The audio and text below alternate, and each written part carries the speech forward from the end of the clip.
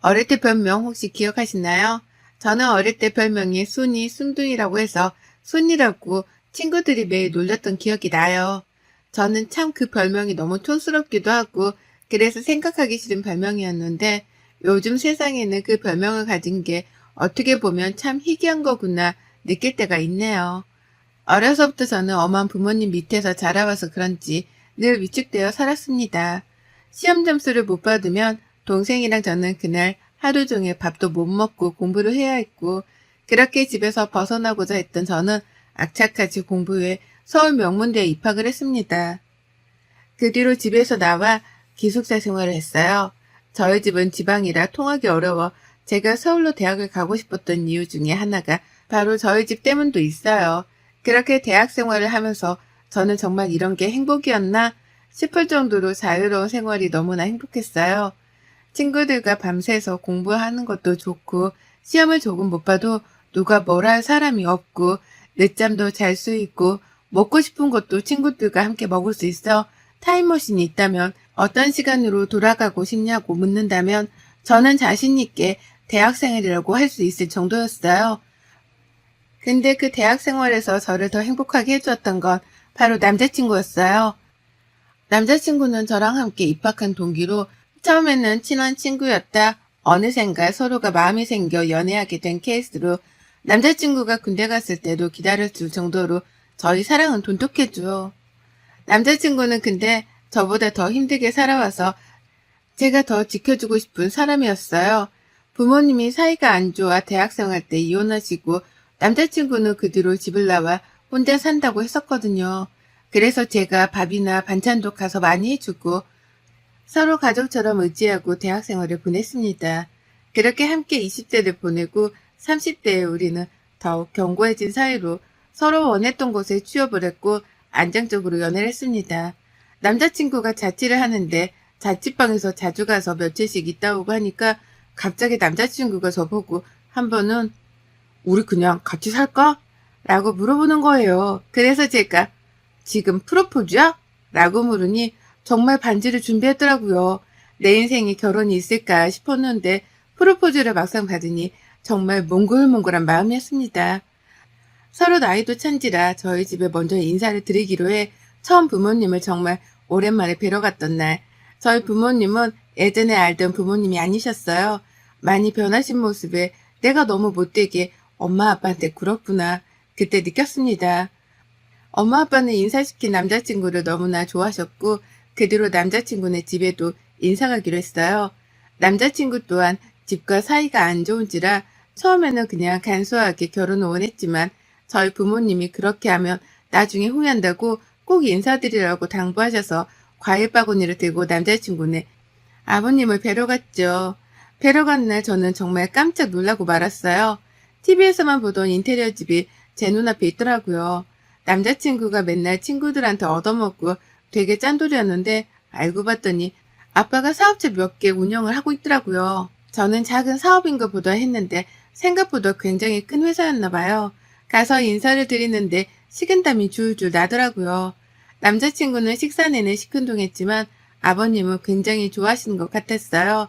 그렇게 어머님도 따로 인사드리고 결혼 준비가 척척 되어가고 저희는 순탄하게 결혼을 했습니다. 신혼여행에 다녀와 아버님께 다시 인사를 드리러 갔을 땐 아버님의 입에서 말씀하신 소리는 그야말로 충격의 도가니였어요. 저희한테 이제 너희가 결혼했으니 재혼을 하려고 한다고 하시는 거예요. 처음에 남자친구, 아니 남편이 무슨 소리냐고 갑자기 물어보니 1년 전부터 만나고 있는 사람이 있는데 그냥 간소하게 가족들만 만나서 식사하고 인사하는 자리를 가지려고 한다고요. 상대방 여자는 아버님보다 무려 10살이나 어리지만 성숙하신 분이라고 저희한테 잘해주었으면 좋겠다고 신신당부를 하셨죠. 사랑과 전쟁에서나 볼 법한 시어머니 두 분이 나에게도 생기는 건가 당혹스러움을 감출 수가 없었어요. 남편은 절대 안 간다고 내가 왜 가냐고 난리를 했지만 그래도 아빠고 이혼하시고 나서 재혼하시는 건데 자식들이 반대할 필요는 없지 않냐고 설득 끝에 그 식사 자리에 다녀왔습니다. 식당에서 처음 본 아버님의 여자친구, 아니 새어머님은 되게 단아하고 고우신 분이신 것 같았어요. 미술관 큐레이터였다고 하셨어요. 그래서 그런가 불어부터 영어, 일본어까지 4개국어를 한다고 들었거든요. 정말 그 식사 자리에서 자기 가족들과 불어로 대화를 하는데 우리와는 결이 다른 사람이구나 싶었습니다. 그래도 다행인 게 남편이 시댁에 자주 가지를 않으니 새 시어머니와 그렇게 자주 마주칠 일은 없겠지 싶었죠. 근데 제 생각과 정반대로 돌아간다고 해야 할까요? 새어머님이 남편이 아닌 저한테 전화가 오는 거예요. 물론 며느리는 맞지만 식당에서 처음 본 게 다인데 저보고 전화 와서 점심 식사를 우리 여자들끼리만 하자고요. 그렇게 말씀하시는데 안 나갈 수도 없고 해서 회사에 반차를 내고 새 시어머님을 뵈러 갔다 왔어요. 카페에서 새 시어머님을 기다리는데 저기서 걸어오시는데도 의상 입고 영국 황실에나 있을 법한 옷을 입고 나오신 거예요. 사실 좀 그 모습이 웃겨가지고 저도 모르게 컥 했는데 그걸 보신 것 같더라고요. 민망해서 바로 식사를 시키고 먹고 있는데 새 시어머님한테 전화가 온 것 같더라고요. 전화 내용이 불어로 얘기하는 것 같았는데 저는 잘 모르니 그냥 밥만 먹고 있었어요. 그런데 저에게 아, 우리 새아가는 불어 잘 모르지? 라고 물어보시는 거예요. 그래서 영어는 스터디 모임에서 많이 해서 하는데 불어는 배운 적이 없어서 잘 못한다고 라고 했죠. 그랬더니 저보고 자기랑 대화를 하려면 불어를 배워야 한다고 밥 먹고 불어책을 사러 가자고 하는 거예요. 제가 하는 직종과도 불어는 전혀 다른 분야인데 제가 새 시어머니랑 이야기하려고 불어를 배울 건 아니잖아요. 그래서 제가 지금 일이 너무 바빠서 무언가를 배울 시간이 많이 없다. 시간이 나면 배우겠다 했는데 지금 자기가 두 번째 부인이어서 시어머니로 생각을 안 하냐고 갑자기 저를 빤히 보며 물어보시는데 이건 대놓고 저를 놀리시는 거 아닌가요? 더 이야기해봤자 서로 기분만 좋지 못할 것 같아 우선 책을 사고 회사에 가봐야 한다고 이야기하고 후다닥 빠져나왔어요. 그리고 밤에 남편에게 이 이야기를 했더니 그냥 앞으로 전화 오면 잘 받지 말고 회사 바쁘다고 둘러대는 게 좋겠다고 했죠. 그 뒤로도 새 시어머니는 몇 번 전화를 하셨는데 제가 문자로 지금 회의 중이라고 하고 피했습니다. 그러자 새 시어머니께서 저희 집으로 저를 보러 찾아오셨습니다. 근데 찾아온 이유가 이번에 집들이를 하는데 며느리를 보고 싶다고 하는 친구들이 많으니 저보고 오라고 초대장을 주시는 거예요. 제가 이날은 회사에 일이 많아서 어려울 것 같다고 해도 저에게 시간을 맞춘다고 꼭 오래요. 심지어 따로 아버님이 전화 오셔서 오라고 막 그러시는데 거절할 수가 없잖아요. 그래서 그날 시댁으로 건너갔어요. 남편은 야근이라 저보고 가지 말라고 신신당부했지만 또 그럴 수가 없어 넘어갔죠. 가서 밥 먹고 차 마시는데 아버님네 집에 집안일을 도와주시는 이모님이 계시는데 제가 민망할 정도로 이모님을 모든 사람들이 다 시키는 거예요. 물론 당연히 가사일을 도와주시는 거니까 그럴 수 있지만 너무 작은 것까지 솔직히 시키는 건 좀 아니잖아요. 그래서 제가 보다 못해 자꾸 이모님을 시키길래 혼자서 일하시기 그러시니 제가 도와드리겠다고 저한테 말씀하시라고 했죠. 그랬더니 그 친구분이 갑자기 불어로 뭐라고 하는데 안 좋은 말 같았어요. 그 뒤로도 불어로 자기네들끼리 좋다고 웃고 떠들고 이모님이 조금만 실수하면 신경질을 팍 내면서 불어로 욕 같은 걸 하는 것 같더라고요. 그렇게 좋지 못한 식사 자리를 하고 와서 그런가 집에 와서 긴장이 풀리니 두통이 밀려오더라고요. 두 번 다시는 그런 자리에 가지 않겠노라 다짐했죠. 며칠이 지나고 또 새 시어머니가 전화가 오는데 한두 번 정도 받지 않았어요. 회사가 너무 바쁘기도 했고 또 뭐라고 하실까 두렵기도 해서요. 그랬더니 문자로 전화 받아요? 라고 왔네요. 퇴근하고 회사가 너무 바빠서 전화드릴 틈이 없었다고 하니 이번에는 저보고 쇼핑몰 같이 가달라고 하시는 거예요. 친구들이랑 모임이 있는데 어떤 옷을 입고 가야 할지 고민된다고 좀 봐달라고요. 제가 친구도 아니고 알겠다고 또 하고 주말까지 새 시어머니랑 백화점에 갔습니다. 백화점에 가서 계속 끌려다니고 짐 들고 거의 비서처럼 따라다닌 것 같아요. 제가 거절을 잘 못하는 편이기도 하지만 너무 저를 편하게 대하시는 것 같아서 쇼핑을 다 하고 식사를 하면서 제가 말씀드렸어요. 어머님, 제가 회사가 너무 바빠서 주말에도 이제 시간 내기가 너무 어려워서요. 죄송해요.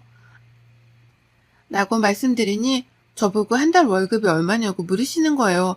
그래서 얼마 정도 받는다 하니 저보고 갑자기 생각보다 많이 못 받네. 일하는 거에 비하면 너무 적다. 차라리 나 이렇게 쫓아다니는 게 더 이득이지 않아? 라고요. 원래 말씀을 잘 가려하시는 분은 아니라고 생각했는데 저렇게 말씀하시니 화가 좀 났어요. 최대한 침착하게 말씀드리고 저는 바로 집으로 왔죠. 그날 하루 종일 침대에 누워 펑펑 우는데 결혼 생활이 뭔가 싶기도 하고 왜 나는 이렇게 거절을 잘 못할까 싶어 이런 제 자신이 답답했죠. 남편한테 말하면 남편과 아버님 사이가 나빠질 게 뻔해서 제가 참는 게 가족들한테 다 좋은 거다 하면서 그렇게 지냈습니다. 그 후 새 시어머니 생신이 다가와서 시아버지가 남편에게 집으로 와서 같이 밥 먹자고 하셨나 봐요. 알겠다고 하고 선물을 또 준비 안 할 수 없어 준비해서 가야지 하는 마음이 있었는데 아니나 다를까 또 저에게 연락이 계속 오는 거예요. 생일인데 며느리가 차려주는 밥이 드시고 싶다고 해주면 안 되겠냐고요. 그래야 자기가 좀 대접받는 기분이 난다고요. 저는 또 알겠다고 말씀드리고 새벽같이 일어나서 집에서 음식을 이것저것 했어요. 그리고 시댁으로 넘어가서 거기서도 음식하고 집도 생일 파티 느낌 나게 꾸미고 하니 밥 먹을 때가 되니까 녹초가 되었네요. 너덜너덜해진 영혼이 가출한 채로 있다가 집으로 와서 그날 하루 종일 악몽에 시달렸어요. 열심히 공부해서 대학교 가고 지금은 누구나 가고 싶은 직장에도 다니고 있는데 제 인생이 너무 초라해 보이는 거예요. 결혼 앞에서요. 결혼만 안 했으면 제가 이렇게 을이 될 일도 없잖아요. 근데도 제 성격 때문에 말 한마디 한 번 못하니 화병이 나서 미쳐버릴 것 같았어요. 그렇게 하루하루를 살다 딱 이날로 제가 각성을 하게 돼요. 그날도 어김없이 새 시어머님 쇼핑 비서로 따라가게 되었어요.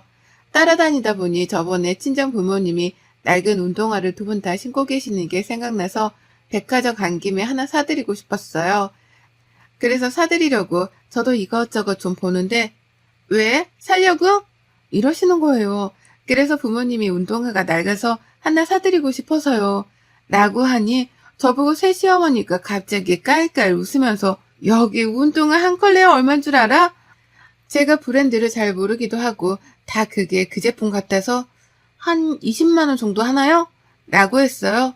그랬더니 정말 그 매장에서 박장대소를 하시면서 뭐? 20? 여기에 20만 원짜리 운동화가 어딨어. 진짜 촌스럽다. 우리 새아가 나 따라다니면서 안목 좀 챙겨야 할 것 같아.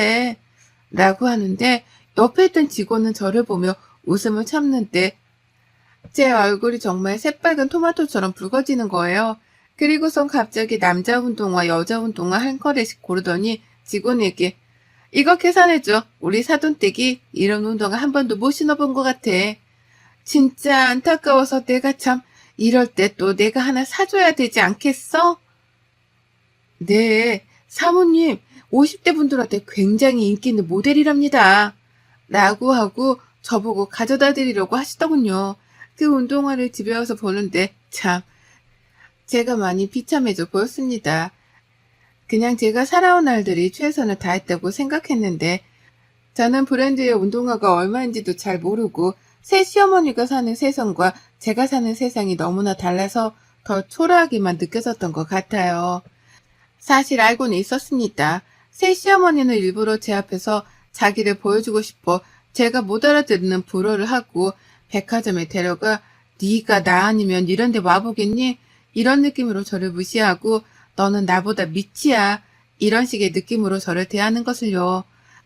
하지만 저는 지금까지 너무 바르게 살려고 노력해서 어른들에게는 또 다른 사람들에게는 나쁜 소리, 싫은 소리 안 하는 것이 도리라고 생각했는데 백화점에서의 일은 정말 못 참겠더라고요. 그 뒤로 저는 회사가 끝나자마자 불어학원을 다니기 시작했어요. 불어학원부터 인간까지 들으면서 다시 새 시어머니가 나를 그 불어 모임에 초대하기를 바랬죠. 제 바람대로 이루어졌는지 시어머니는 저에게 그 모임 사람들이 온다고 이번에는 제가 그때 한번 해드렸던 음식이 있었는데 그게 맛있다고 한번 해달라고 부탁을 하셨어요. 저는 때가 왔다고 생각했습니다. 만반의 준비를 하고 그 모임을 마주치니 역시 아니나 다를까 제 앞에서 또 불어로 막 이야기를 시작하더라고요. 가만히 들어보니 참 가관이죠. 니네 며느리 우리말 못 알아듣는 거 보니 너무 웃겨. 우리가 자기 욕을 해도 모르잖아. 맞아. 우리 며느리 착하긴 한데 얘가 너무 느려. 그리고 집도 가난한 것 같아. 글쎄 저번에 백화점 갔는데 너희 그 브랜드 알지? 나보고 20만 원 정도 하냐고 묻는 거야. 내가 정말 쪽팔려서. 정말 나는 돈 없는 사람들 이해 안 되더라. 돈이 없으면 겸손해야지. 그러지 못한 사람들이 더 많아. 자기네 식사 도우미 해주는 분도 좀만 쓰다가 내보내. 오래 하면 자기가 손떼탄다고 생각해. 진짜 재수없지 않냐? 아니 나는 내 보내고 싶은데 우리 그이가 이모니 음식 솜씨가 좋다나 뭐라나 자꾸 그런 소리만 늘어놓니 지금 좀 꼬시고 있어. 이런 류의 이야기를 계속해서 이어가더라고요. 저는 계속해서 그냥 듣고만 있었어요. 고개 숙이고 밥 먹고요. 그리고 갑자기 강남에 정말 비싼 와인바가 있어요. 거기는 예약을 해도 몇 달을 기다려야 하고 룸에 들어가서 먹으려면 VIP만 되는 곳이거든요. 근데 시모 친구 한 명이 거기 와인바에서 일하는 사람이 자기 지인이라고 오늘 좀 한가해서 룸을 못 가고 그 바로 되어 있는 긴 테이블 있잖아요. 거기는 갈 수 있을 것 같다고 갈래? 라고 물어보더라고요. 저는 잘 안 따라가지만 이번에는 무슨 이야기를 하나 따라갔어요. 따라가서 앉으니 그때부터 거기서도 자기네들끼리 불어로 대답하고 불어로 이야기해요. 근데 그 이야기의 80%가 아마 남욕이라고 보시면 될 것 같네요.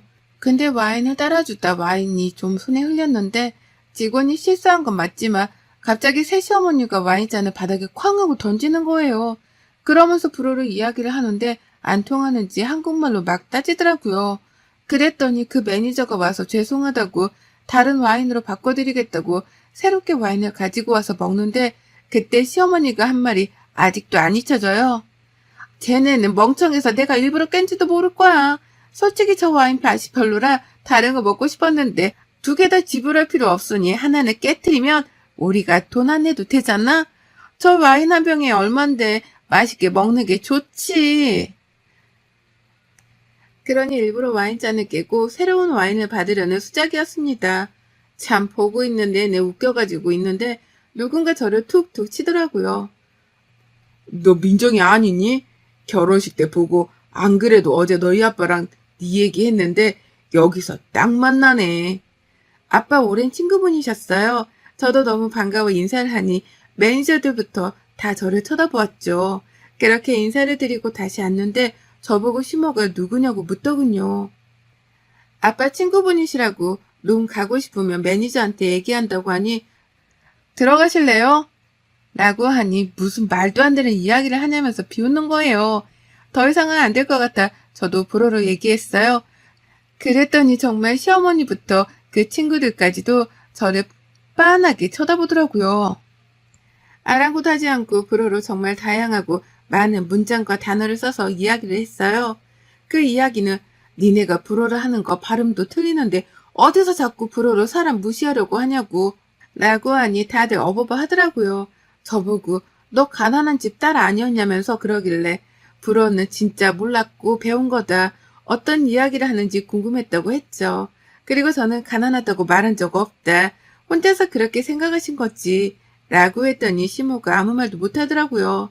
사실 저희 부모님은 건물 월세를 받는데 그 건물이 생각보다 좀 많아요. 저희 지역에서는 부동산 하면 저희 부모님을 모르는 분이 없을 정도로 땅 부자기도 하거든요. 지금 저희 아빠 친구분도 유명한 건설사 사장님이시고요.